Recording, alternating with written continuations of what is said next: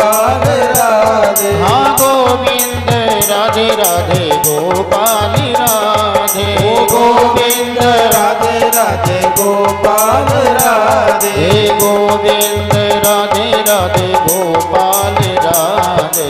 गोविंद राधे राधे गोपाल राधे। जय राधे राधे राधे राधे राधे राधे गोविंद गोविंद राधे। जय राधे राधे गोविंद गोविंद राधे। जय राधे राधे गोविंद गोविंद राधे। जय राधे राधे गोविंद गोविंद राधे। जय राधे राधे गोविंद गोविंद राधे। जय राधे राधे गोविंद गोविंद राधे। श्री राधे मेरी स्वामिनी, मैं राधे को दास, जन्म जन्म मोहे दीजियो।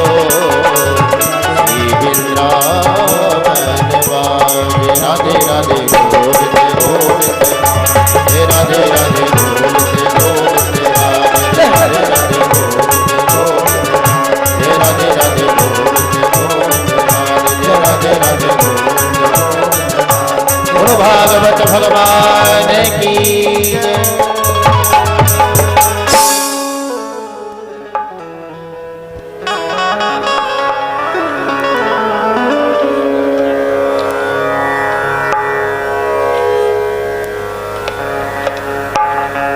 तो व्यास जी महाराज ने इस ग्रंथ की रचना की। तो ग्रंथ की रचना करने से पहले जब कोई भी शुभ कार्य घर में करते हैं तो सबसे पहले वंदना करते हैं। आज व्यास जी महाराज ने भी यहाँ पर मंगलाचरण किया। जब कोई भी अच्छा कार्य करते हैं ना तो अपने कुल देवी देवताओं का आह्वान करते हैं, वंदन करते हैं। तो यहाँ पर व्यास जी महाराज ने आज धर्म क्या है, धर्म किसे कहते हैं? बोले धारेते सधर्म, जिसको धारण किया जाए उसे कहते हैं धर्म। तो धर्म क्या है? बोले माता पिता भाई बहन पुत्री बेटा पत्नी आदि जो संबंध हैं, इन संबंधों को ठीक ठाक ढंग से निर्वाह करना, ये है धर्म। और एक होता है धर्म और एक होता है परम धर्म। विराजी बैठे। तो धर्म तो ये हो गया कि हम अपने संसारिक कार्यों में अपने कार्यों को ठीक ठाक ढंग से करते रहें तो हो गया धर्म। और संसार के कार्य भी चलते रहें और हमारी मति परमात्मा में बनी रहे, उसे कहते हैं परम धर्म। परम धर्म का जो निरूपण है ये लखन जी ने आदर्श स्थापित किया रामचरितमानस में। जब प्रभु श्री राम वन में जा रहे थे, जानकी जी साथ में जा रही थी, लखन जी को पता लगा। बोले दोनों ही जा रहे हैं तो हम क्या करेंगे यहाँ रह करके। राम जी सरकार के पास में पहुंचे, बोले प्रभु हम भी साथ में चलेंगे। बोले कैसी बात करते हो लखन, अरे तुम भी साथ में चले जाओगे तो अवध को कौन संभालेगा, इस अयोध्या को कौन संभालेगा? भरत भी यहाँ पर नहीं है, हम तुम दोनों ही चले जाएंगे फिर अवध का क्या होगा? लखन जी ने तो कह दिया, बोले महाराज क्षमा करो, चाहे कुछ भी हो जाए, मैंने तो सारे संबंध आपके चरणों में लगा दिया है। मेरे तो आज से आप ही सब कुछ हैं। माता राम पिता राम, माता सब आप, सखा भाई बंधु जो कुछ भी मेरे नाते रिश्ते हैं वो सब संबंध मैंने आपसे ही जुड़ लिया है। तो सांसारिक धर्म को निर्वाह करते हुए और परमात्मा से हमारा रिश्ता स्थापित हो जाए, उसी का नाम है परम धर्म। तो भागवत को सुनने का उद्देश्य क्या है, इसका विषय क्या है? बोले विषय है परम धर्म।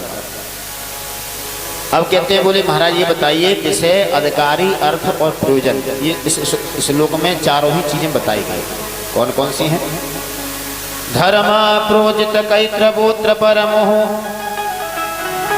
निर्मसराणाम सताम वेद्यम वास्तवमत्र वस्तु शिवदम तापत्रयोन्मूलनम्।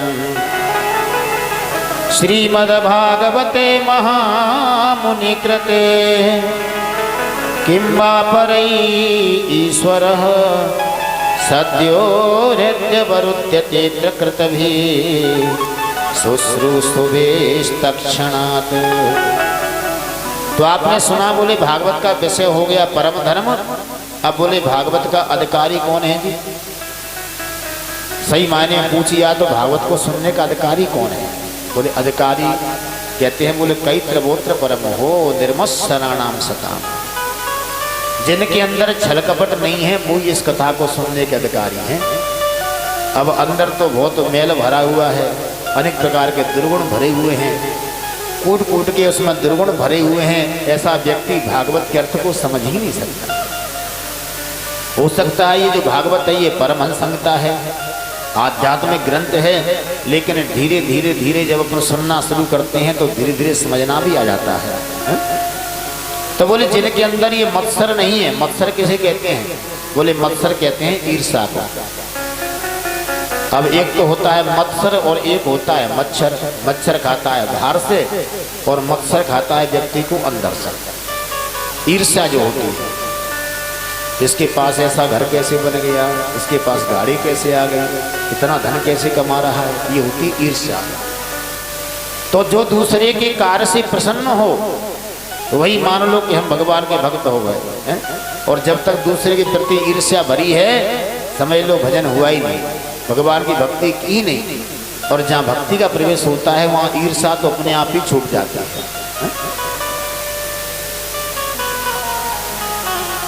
तो बोले मत्सर, इसलिए तो भगवान श्री रामचरितमानस में कहते हैं निर्मल मन जन सो मोहि पावा, निर्मल मन जन सो मोहि पावा, मोहि कपट छल क्षेत्र न भावा, मोहि कपट छल क्षेत्र न भावा, मोहि कपट छल क्षेत्र न भावा, मोहि कपट छल क्षेत्र न भावा। तो बोले इसका अधिकारी कौन है? बोले इसका वही अधिकारी है। भागवत का स्वरूप बतलाया। अब भागवत है क्या? तब कहते हैं बोले बड़े भाव की बात है, सुने।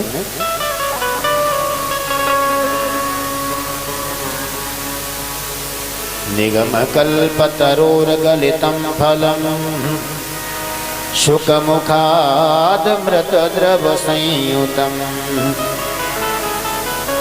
पिबत भागवतं रसमालयं मुहुरहो रसिका भुवि भावुकः।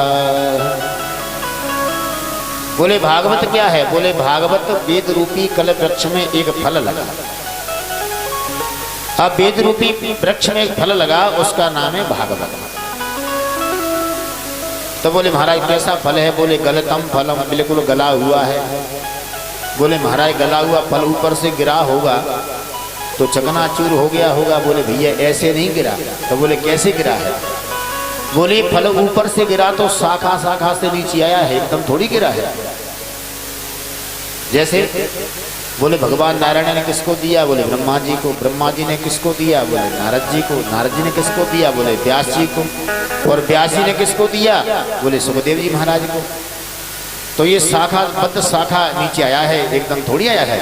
बोले शिष्य प्रशस्यादि पल्लव परंपराया शनै शनै खंड मेवा पत्रीण न तुच्छ निपात निश्चित। एकदम गिरता तो फूट जाता, लेकिन तो आराम आराम से गिरा है। तो बोले महाराज क्या करें इस फल का? बोले सुख मुखाद मृद्रव संयुता। क्या गारंटी है कि महाराज फल मीठा है, खट्टा है, कैसा है? बोले पूरी पूरी गारंटी है कि फल मीठा है।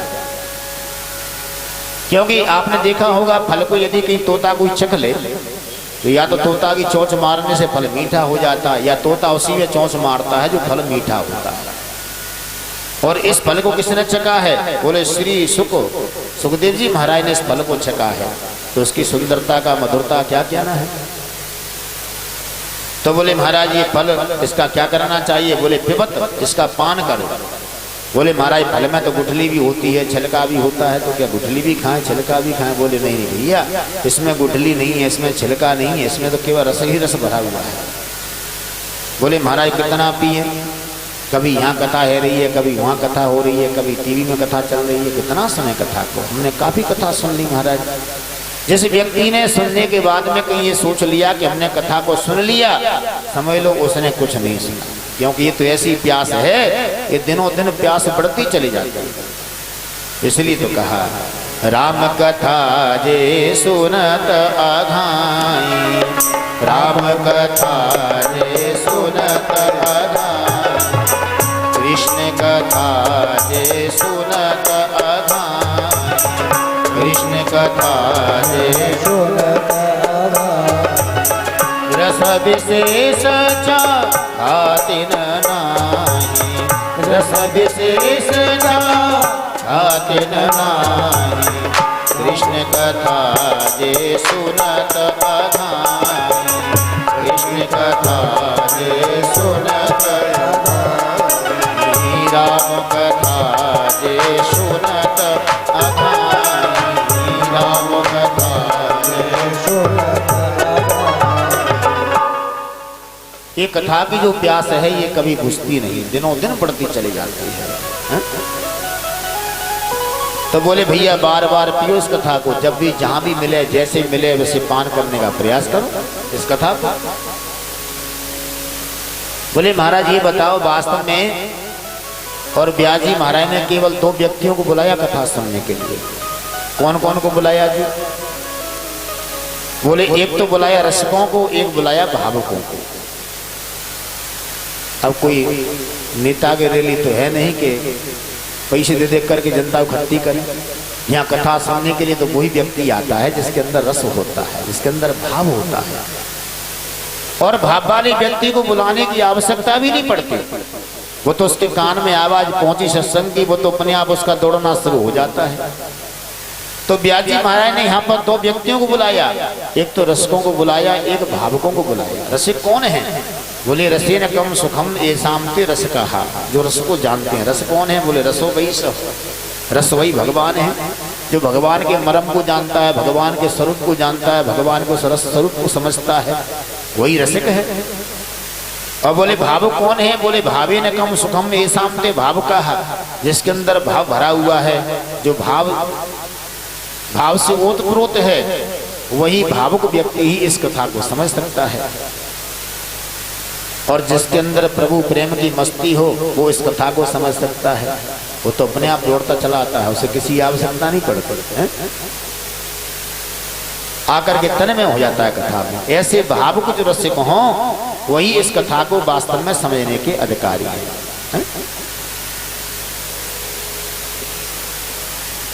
बोले महाराज नैमिषारण्य क्षेत्र में सोनकादि 88 ऋषि विराजमान है। ये नैमिषारण्य क्षेत्र क्या है? बोले निमिष कहते हैं, जब हमारा ये पलक नीचे गिरता है उस क्षण को कहते हैं एक निमिष। तो भाव ये है कि भैया अपना जीवन का एक क्षण भी ऐसा न निकले जिसमें भगवान को नाम न आवे। तो नैमिषारण्य जो तीर्थ है, एक बार सभी देवता पहुंच गए, ऋषि मुनि बोले महाराज कहाँ सत्संग करें, कोई ऐसी जगह हो तो बताओ हमारे लिए। ब्रह्मा जी ने अपना एक चक्र छोड़ा, सो चक्र जहाँ पर गिरा उसी स्थान का नाम हो गया नैमिषारण्य। ये कहाँ पर है? बोले उत्तर प्रदेश में इटावा जिले में, सुंदर स्थान सीतापुर जिले में है, बड़ा सुंदर स्थान है नैमिषारण्य क्षेत्र, जहाँ पर और कुछ न कुछ सत्संग यज्ञ हवन अनुष्ठान जहाँ चलते ही रहते हैं। बड़े बड़े ऋषि महात्मा यहाँ पर तपस्या करते रहते हैं। उसी स्थान पर सोनकादि ऋषि यहाँ विराजमान है। और सूत जी महाराज का जब आगमन हुआ, सूत जी महाराज को आसन दिया, विराजमान किया, और विराजमान करने के बाद में बड़ा सुंदर प्रश्न करने लगे। बोले महाराज आपसे कुछ पूछने की इच्छा हो रही है। तो बोले आप पूछिए, क्या पूछना है? बोले महाराज हम चाहते हैं कि हमारे जीवन में जो अज्ञान रूपी अंधकार है, उस अज्ञान रूपी अंधकार का कैसे विनाश हो, कैसे हमारा भगवान की भक्ति में मन लगे, और कैसे महाराज हम भगवान के प्रभु चरणों में हमारी प्रीति जगे, ऐसा कोई आप उपाय बताइए। और देखो महाराज हम तो कलयुगी जीव हैं, इतना समय नहीं है कि आप विस्तार से कथा अपना सुनाना शुरू कर दिया। बोले नहीं महाराज, सारम सारम समुद्रत्य, आप तो सार सार में कथा को सुनाइए। बड़े सुंदर प्रश्न किए। बोले महाराज ये बताएं, जब भगवान माने कितने अवतार होते हैं? कोई कहते 24 अवतार हैं, कोई कहता है 16 अवतार हैं, कोई कहता है 12 अवतार हैं, आखिर कोई 10 अवतार कहते हैं। कितने अवतार हैं प्रभु के? और भगवान को आने की आवश्यकता क्या है? भगवान चाहे तो वैकुंठ में बैठे बैठे ही जैसे भक्तों का पालन करते हैं वैसे नष्ट भी कर सकते हैं, फिर आने की आवश्यकता क्या है, अवतार क्यों देते हैं। और दूसरी बात ये महाराज, जब भगवान अपनी लीला को स्मरण करके जब इस पृथ्वी से चले जाते हैं तो उसके बाद में धर्म की रक्षा कौन करता है। धर्म कम शरणम गतः, धर्म कौन की शरण में जाता है। तब सूत जी महाराज ने कहा, बोले वाह भैया तुमने बड़ा सुंदर प्रश्न किया है। आइए सबसे पहले हम अपने गुरुदेव की वंदना करें। बोलो गुरुदेव भगवान की जय। सुखदेव जी महाराज का वंदन किया। अब सुखदेव जी महाराज की कथा है, ये भागवत में तो केवल मात्र इशारा है, और जिसका पूर्ण जो व्याख्यान है ये कौशिकी संहिता में इनकी कथा मिलती है सुनने को। यम प्रव्रजन्तमनुपेतमपेत कृत्यम द्वैपायनो विरह कातर आजुहावः पुत्रेति तन्मयतया तरवो विनेदुषु तम सर्वभूत हृदयं मुनिमानतोस्मि। सुखदेव जी महाराज का जन्म हुआ और जन्म लेते ही जो जंगल की ओर प्रस्थान कर गए, जिनका जन्म संस्कार नहीं हुआ, अरे नाला संस्कार भी नहीं हुआ, नाले को गले में लपेटा और भजन करने को चल गए।